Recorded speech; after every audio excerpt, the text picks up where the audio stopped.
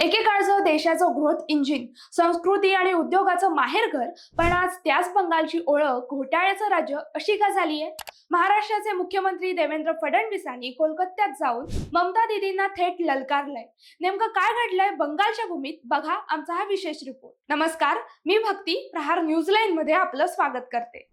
पश्चिम बंगालमध्ये निवडणुकीचा रणसंग्राम सुरू आहे, त्यामुळे पश्चिम बंगालच्या राजकारणात सध्या जबरदस्त ठिणग्या उठतायत.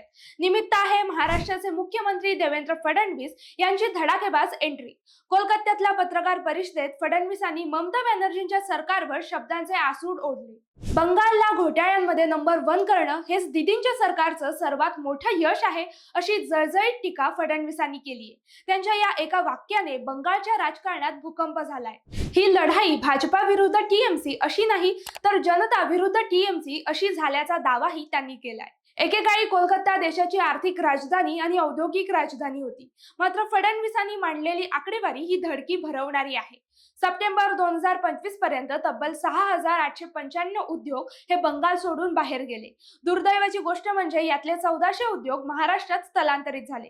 बंगालचे तरुण बेरोजगार होत आहेत आणि इथलं सरकार केवळ तिजोरी लुटण्यात मग्न आहे, अशी घणाघाती टीकाही त्यांनी केली आहे. स्वातंत्र्य लढ्यात वंदे मातरमचा मंत्र देणारा बंगाल आज कर्जाच्या खाईत का बुडाला, असा सवाल करत फडणवीसांनी परिवर्तनाचं आवाहन केलंय.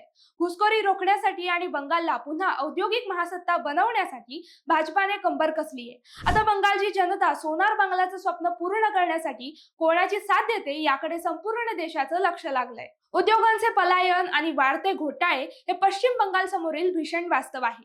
राजकीय आरोप प्रत्यारोपांच्या पलीकडे जाऊन विकासाचा विचार होणं गरजेचं आहे.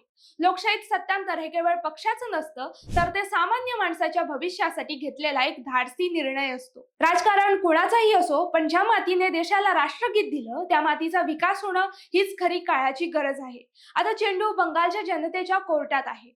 माहिती आवडली असेल तर कमेंट्समध्ये नक्की कळवा आणि असंच नवनवीन व्हिडिओ पाहण्यासाठी प्रहार न्यूज लाईनला लाईक, शेअर, फॉलो आणि सबस्क्राईब करायला विसरू नका. धन्यवाद.